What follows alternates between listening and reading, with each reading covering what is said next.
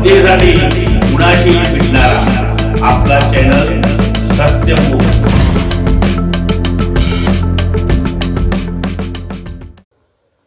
इचलकरंजी महानगरपालिकेच्या पहिल्या महापौरपदी विराजमान झालेले महापौर श्री उदय धातुंडे व उपमहापौरपदी विराजमान झालेले श्री अनिल डाळ्या यांनी आपापल्या केबिनमध्ये मान्यवरांच्या शुभेच्छा स्वीकारल्या।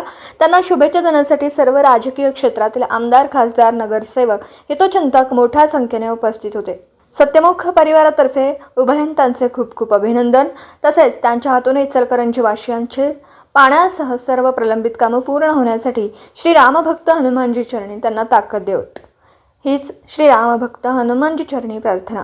सत्यमुख प्रतिनिधी बाबासाहेब मांगलेकर, इचलकरंजी।